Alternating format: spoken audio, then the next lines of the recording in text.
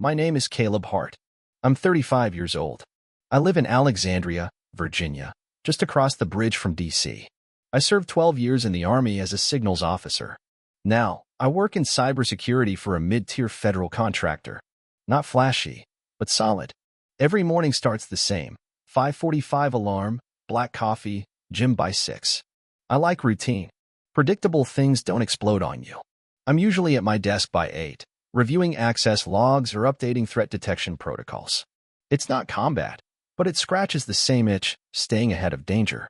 I met Madeline Rivera at a veteran's mental health benefit 2 years ago. She was standing by a table of clay meditation bowls, talking to a group of older Marines about breath work. Something about her voice made everyone calm, me included. She's 30, a trauma therapist who works mostly with combat vets. Soft-spoken, thoughtful, big on handmade things and small acts of grace. She gave me a carved wood bracelet after our third date.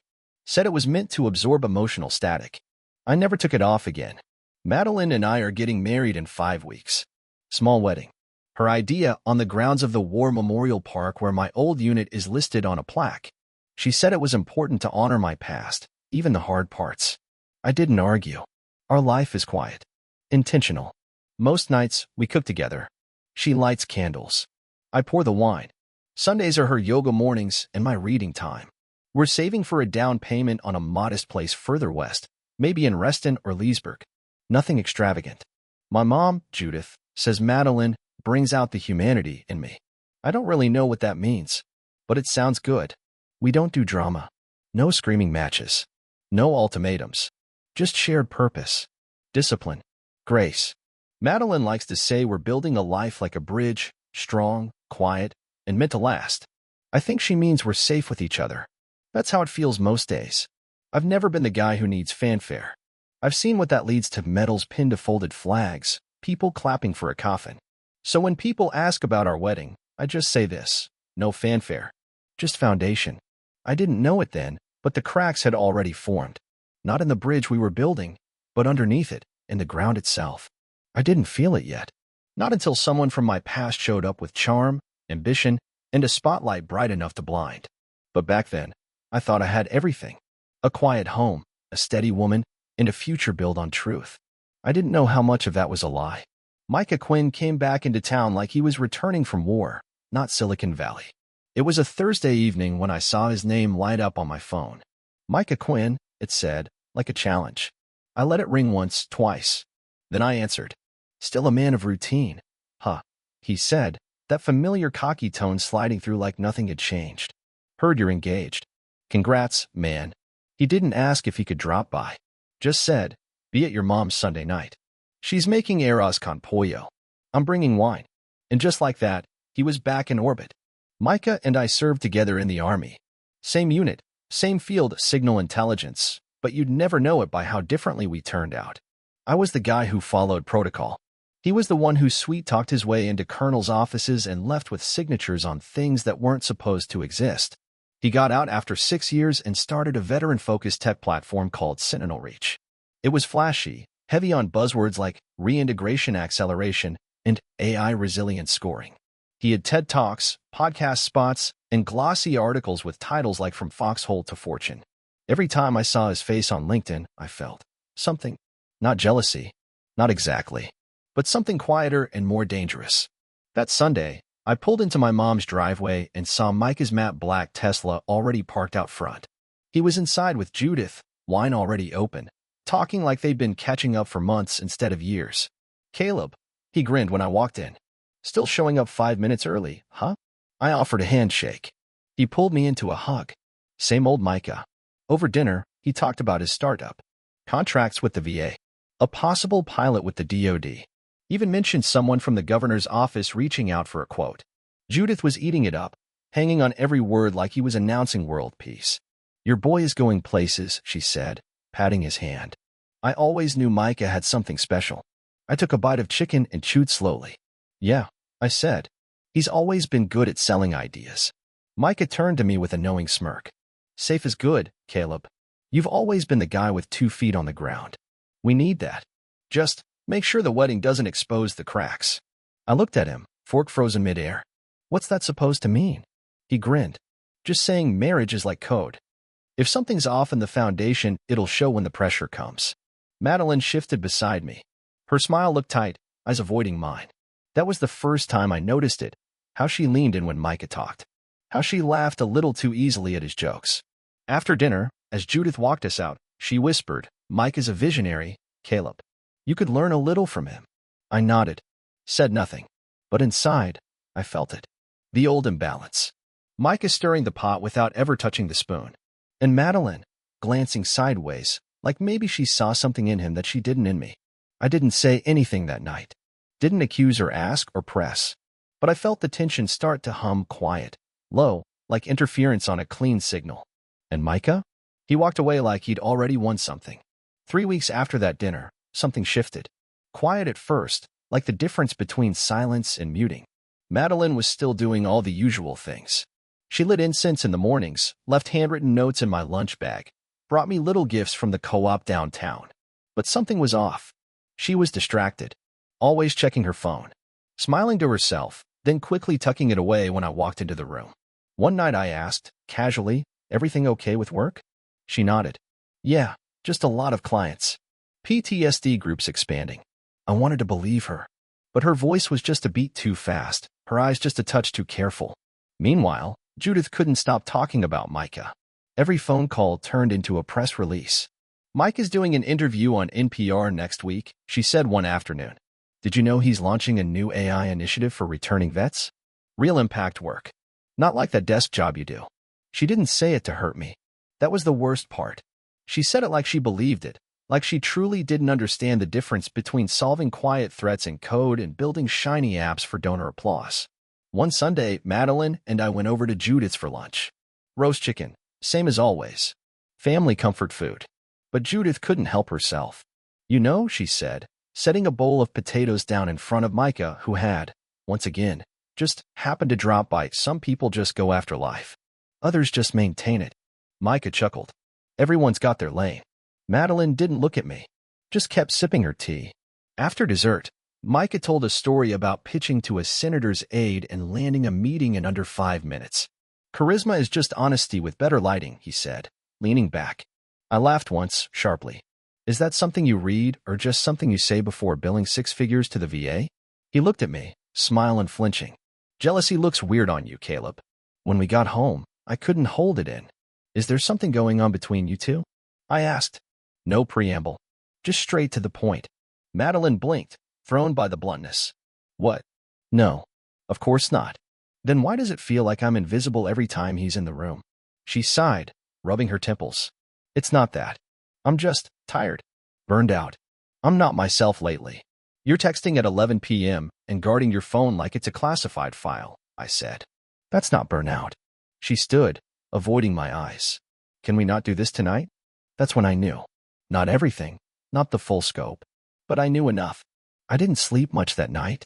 My brain kept looping back through small moments. The way she smiled at her screen. The way Judith talked about Micah like he was the man I should have been. The way Madeline had started to flinch when I got too close. I didn't accuse her again. Not right then. I just started watching. Quietly. Carefully. Like a soldier waiting for movement in the dark. It was a Wednesday. I finished work early. My last call got canceled, so I figured I'd swing by my mom's place. Madeline and Judith were supposed to be finalizing the wedding seating chart. I figured I'd say hi, maybe grab dinner together. Judith's house sat quiet behind trimmed hedges, lights glowing soft in the living room. I parked down the street and walked up slowly, expecting to hear laughter, maybe some music. But what I heard stopped me at the edge of the porch. Madeline's voice. Clear. Unfiltered through the soft tone she usually reserved for clients or me. "It just feels like Micah sees me, you know? Like I'm not invisible." I froze. My hand stopped an inch from the doorknob. Judith's voice followed. Calm. Encouraging. "He awakens something in you, sweetheart. There's no shame in that." There was a pause. Long enough that I imagined Madeline wringing her hands the way she did when she was nervous. Then she said, almost in a whisper, "Sometimes I feel like I'm marrying stability, not love." Judith let out a soft hum, like she was weighing her words. "You've been holding Caleb together for 2 years. But who's holding you?" The world got quiet in that moment. No birds, no wind. Just the dull ringing in my ears and the sound of my own breath, slow and cold. I opened the door. They didn't hear me right away. I stepped inside, quietly, past the entryway. When I rounded the corner into the living room, both of them turned in unison, like kids caught sneaking cigarettes. Madeline's face went pale. Judith's mouth opened slightly, but no words came out. I didn't raise my voice. Didn't throw anything. I just stood there and said, "Let me see your phone." Madeline blinked. "What? Your phone?" I repeated. "Show me your messages with Micah." She didn't move. I watched the hesitation crawl across her face, a flicker of guilt, then panic, then something close to shame. She clutched her phone tighter, like handing it over might detonate her. "I'm not doing this right now," she said softly. That was all the confirmation I needed. I nodded once, calm. "I see." Judith stepped forward, as if to explain, but I held up a hand. "Don't." The silence stretched out like a canyon. I walked out without another word. I didn't slam the door. I didn't look back. I drove home slowly. No music. No thoughts. Just the quiet settling in like a weight on my chest. At the apartment, I packed methodically, a small duffel bag with just the essentials. I left the ring box on the kitchen table with a note. "Return this if you still believe in vows." Then I pulled out an old notebook, found a name, and dialed a number I hadn't called in years. "Julian Marks," a gruff voice answered. "This line secure?" "Not yet," I said. "But it will be. I need you to look into someone." Quietly. There was a pause. "Micah Quinn," I said. "I think he's hiding something. And I want to know what." I didn't blow up Madeline's phone. Didn't show up at Judith's again. I disappeared the way soldiers do when recon becomes personal, slow, careful, and without warning. That first night, I stayed at a hotel off the George Washington Parkway. Nothing fancy. Just clean sheets and a door that locked from the inside. Madeline never called. Never texted. Not even to lie. The next morning, I packed my stuff for good. Took my gear, a few suits, and the ceramic bracelet she once gave me, left that in the trash can. I deleted our shared calendar. Canceled the wedding vendor contracts I had signed myself. And I wrote her one final message. "Return the ring if you still believe in vows. If not, keep it. You'll need something real in the end." I turned off notifications and dialed a different number. "Julian." He answered on the second ring. "You never call unless the world's ending." "Might be," I said. "You still freelance?" "For you?" "Always." "Who's the target?" "Micah Quinn," I said. "Need eyes on his business. Full workup. Digital, financial, personal. Quiet. No footprints." Julian whistled. "That golden boy? The one who thinks blockchain is personality?" "That's the one," I said. Julian didn't ask why. He just got to work. That afternoon, I did something I hadn't done in almost a decade. I drove out to see my father. Marshall Hart lived alone in a one-bedroom trailer near the Appalachian edge of Virginia. Vietnam vet. Two-time divorcee. Last time we spoke was 5 years ago, when he mailed me a half-empty bottle of bourbon and a note that said, "For when you grow a spine." I pulled up to the lot and saw him out front, sharpening a hunting knife like it was still 1971. He didn't look surprised to see me. "Lost or just finally ran out of people to lie to," he said. "I didn't come for advice." "Didn't think so," he muttered, motioning me to the porch. Inside, it smelled like smoke and old metal. The TV was muted, stuck on some war documentary. He sat down, cracked open a beer, and waited. I told him everything. Not the emotional parts. Just the facts: Madeline, Micah, Judith, the betrayal unfolding like a slow burn under my life. He listened without interrupting, then leaned forward. "You always were too quiet," he said. "Always hoping people would do right by you if you just stood still long enough." I raised an eyebrow. "And your point?" His gaze narrowed. "It's about damn time you stopped being silent." We didn't hug, didn't shake hands. But when I left, he tossed me something, a weathered Zippo with the words, "Silence is a weapon," scratched on the side. "Use it right," he said. On the drive back, I got my first ping from Julian. Subject line: "Quinn's not clean." Inside, a list of shell companies, some strange crypto wallet activity, and references to a burner Slack group tied to a sketchy veterans charity in Florida. Julian added, digging deeper, "This guy's a walking headline waiting to happen." I smiled for the first time in days. Micah Quinn had built his kingdom on charisma and connections. I was about to light the whole thing on fire. Julian didn't disappoint. By the end of the week, I had a digital dossier the size of a defense budget request. Micah Quinn wasn't just shady, he was radioactive. The centerpiece of his empire, Sentinel Reach, looked impressive on the surface. VA contracts, speaking gigs, clean website with testimonials from smiling veterans and branded hoodies. But underneath? Rot. Julian traced more than $500,000 in misused VA grant money, some of it rerouted through consulting fees to LLCs with no employees, no deliverables, and bank accounts tied to burner numbers in Delaware. Then there were the testimonials. At least 6 veterans quoted on the site didn't exist. We confirmed it. Stock photos with fake names. The most heartbreaking part? One of the real ones, a Marine named Paul Riley, had died by suicide last year. His words were still on the homepage. I wouldn't be here without Sentinel Reach. Micah never removed it. Julian found Slack logs too. A private server between Micah and a few high-level staffers. Inside were crypto wallet links and references to a sketchy resilience token Micah had been pushing behind closed doors, pitched as a way for donors to invest in veteran recovery and get tax write-offs through alternative philanthropy. Translation? Laundered goodwill. Julian's final message came with a file dump labeled quin_foundation_corrosion.zip.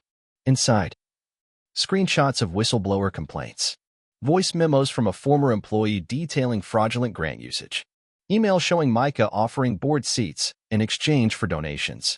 I was stunned, not by what Micah had done, but by who helped him. Judith.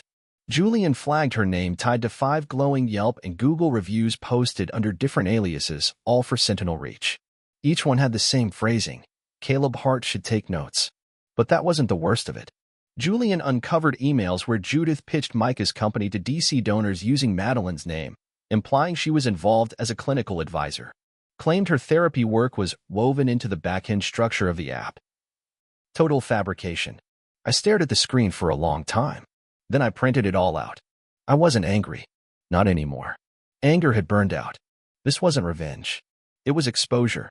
I started building a clean version of the dossier. Dates, names, source files, chain of evidence. I didn't want a scandal. I wanted a conviction. And right in the middle of all that, I got a surprise. A promotion. My supervisor at the contractor's office called me in. You've been solid, quiet, precise. We need someone to lead the new forensic audit task force. Think you're up for it? I nodded. I'm already working on something. He smiled. I figured you were. I walked out with a pay bump, a bigger office, and full access to the agency's secure cloud tools. But I didn't celebrate. I went home, loaded Julian's files into 3 separate encrypted drives, and mailed them to 3 addresses. One to a veteran-friendly journalist I trusted, one to a congressional oversight contact I'd worked with in the Army, and one to an anonymous tip box for the Inspector General's office. Then I poured myself a bourbon.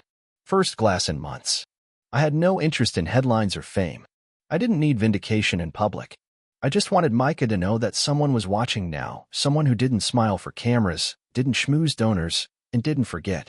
The kind of someone who shows up after everyone else stops pretending. The first domino fell 3 days later. A veteran-run blog, not flashy, but trusted, published a whistleblower story titled, "The Sentinel Illusion: How a Hero Brand Exploits Vets and Grants." It was quiet at first. A few retweets. Some angry Facebook shares. Then it caught fire. By noon, bigger outlets started asking questions. By the next day, there was a thread on Reddit titled, "Micah Quinn, just another snake in the camo?" It had thousands of upvotes and screenshots that looked very familiar. Anonymous uploads. Julian's fingerprints. More tips poured in. Other veterans began speaking out. Former interns. A procurement clerk at the VA. Even someone from a donor circle who had noticed odd requests tied to crypto investments. It wasn't just a scandal anymore. It was a leak too big to plug. The Department of Veterans Affairs issued a short, stiff statement. We are reviewing our contractual relationship with Sentinel Reach and its subsidiaries. All active engagements are under internal audit. That same day, a financial watchdog blog posted something worse. Judith's name. She'd been listed as a community outreach liaison on one of Micah's funding applications, a role that came with a stipend. The problem? That application also included forged letters of support from therapists, including one from a Madeline Rivera, who'd never written it. I stared at the document on my screen, every cell in my body cold. It wasn't just betrayal anymore. It was coordinated, intentional. And then, just past dusk, Madeline showed up. I hadn't spoken to her since I walked out. She stood at my apartment door in jeans and an old hoodie, no makeup, her hair in a messy knot like she hadn't slept much. I didn't say anything. Just opened the door. I didn't know, she said. I stayed quiet. I mean, not everything. I suspected some things, but Micah, she stopped, biting her lip. He said things I wanted to hear. That I couldn't give you? I asked. Her eyes filled, but no tears fell. He made me feel seen. I nodded once, slow. So did I. You just stopped looking. She tried to step inside, but I didn't move. It wasn't just you, she said quickly. Your mom, she played a part. She encouraged it. Said you were too locked up emotionally. That Micah was freer. Micah's a con man with better lighting, I said. You fell for the stage, not the man. Madeline flinched. I never wanted it to be this. But it is, I said calmly. And now, you have to live with it. There was a long silence. Then she whispered, he's not who I thought he was. I met her eyes. No, he's exactly who you chose. That broke her. She covered her mouth, turned, and walked down the hallway fast, the sound of her boots echoing against the tile. I didn't follow. I closed the door. Then I walked back to my desk, opened the next draft of the case file, and kept working. There was still more to finish. Because this wasn't the end. This was the unraveling. Micah Quinn didn't go down in silence. He went down on camera. A week after the first article dropped, YouTube's algorithm did what it always does, found the rage, the irony, and the drama, and packaged it for 1 million views. The title said it all.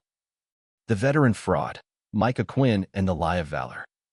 A former employee, a junior developer named Rhonda, had compiled a damning expose. Hidden voice recordings, screen grabs of Slack messages, side-by-side clips of Micah claiming to personally mentor every outreach case, while data logs showed 0 logins to the platform's back-end for over a year.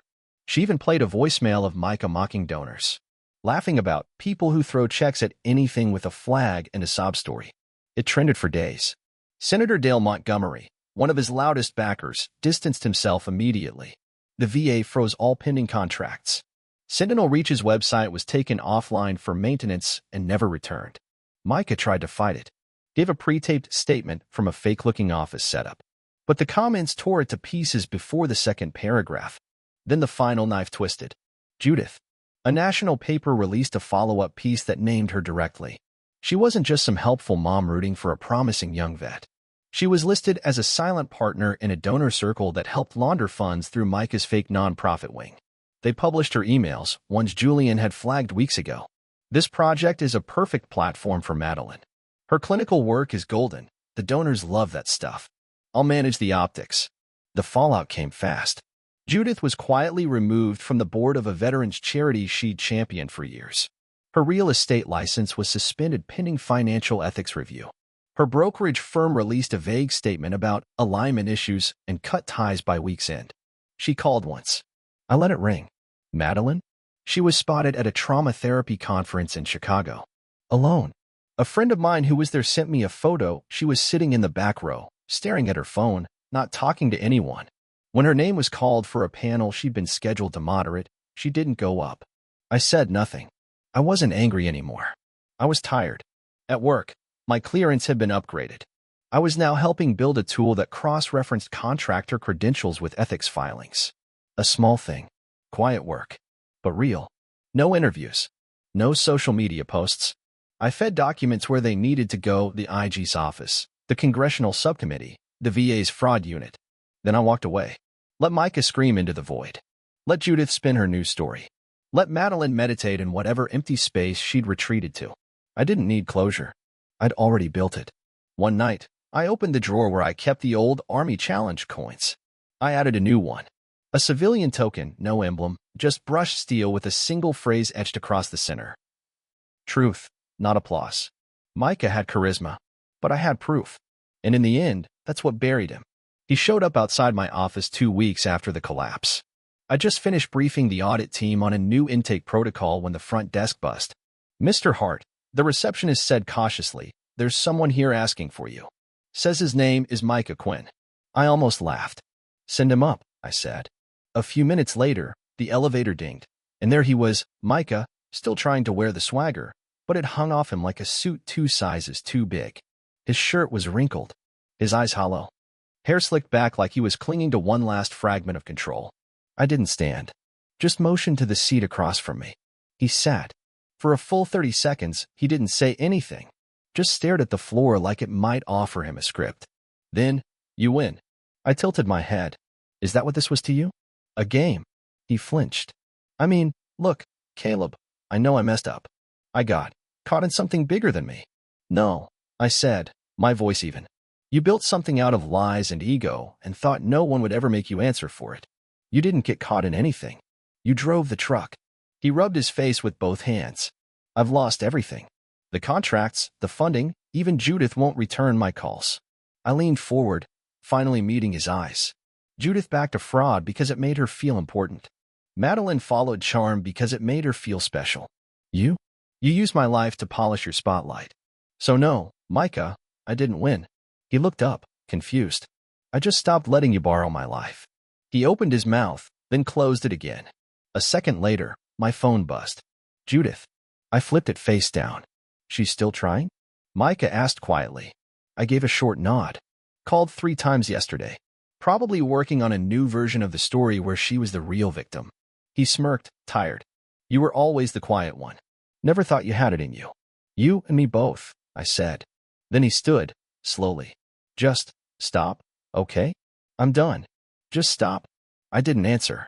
Didn't need to. He walked out, leaving the door ajar behind him like he expected me to chase after him and say something comforting. I didn't. A few hours later, I checked my email. Subject: "I'm sorry." From Madeline Rivera. It was long. 4 paragraphs. Something about clarity, therapy, reflection. She said I didn't deserve what happened. That she wished she had been stronger. That she hoped someday I could forgive her. I read it once, then hit delete. Closure isn't always about making peace with others. Sometimes it's just hitting backspace on their last word and never looking back. 6 months later, my life was unrecognizable, not louder, not flashier, just lighter. I stayed with the same contractor, took the promotion, built the team from the ground up. Quiet professionals. No showboats. People who valued integrity over headlines. My days were structured, steady, but the weight in my chest was gone. Most weekends, I spent time with Evelyn. We met on a cross-agency task force. She was a consultant from a clean data firm in Maryland. Brilliant in a low-key way. The kind of woman who never raised her voice but always got heard. She asked smart questions and didn't fill silence with noise. The first time we talked outside of work, we stood in line at a food truck during a cybersecurity summit. She ordered grilled cheese and tomato soup. I asked if she always ate like a nostalgic child. She smiled. "Only when I need comfort and clarity." After that, we started meeting up. Slowly. Casually. No pressure. Wine tastings in the Shenandoah. Chess on rainy nights with jazz in the background. Hikes without headphones. She never asked about Madeline, never mentioned Micah. She wasn't avoiding my past, just refusing to prod it open like a project to be fixed. It felt honest. One Saturday night, we sat on my balcony with a bottle of red and a half-eaten charcuterie board between us. City lights flickered in the distance. She beat me at chess again. "Do you ever think about undoing it?" she asked, pouring another glass. "Going back? Choosing differently?" I shook my head. "No. The fire made room for this." She studied me for a second, then leaned back in her chair and nodded. "Good. You wear peace better than anger." It struck me then how long it had been since I felt like I had to defend my space, my value, my choices, my pace. With her, I didn't have to prove anything. Some nights I still woke up at 3 a.m. with echoes of old patterns in my head, Micah's laugh, Judith's voice saying I was too restrained, Madeline's silence. But now, I knew what to do with them. I let them pass. I didn't try to rewrite the past. I let it sit where it belonged, behind me, in the archive. A file I could reference, not relive. Eva and I weren't rushing anywhere. There were no plans yet, no shared keys, no declarations. But there was honesty, trust. A chessboard always set up for the next game. And every day I woke up, I realized I hadn't just rebuilt my life. I'd rebuilt myself. Not as the soldier. Not as the son. Not as the silent one in the corner. Just as me, steady, scarred, but finally standing on my own ground.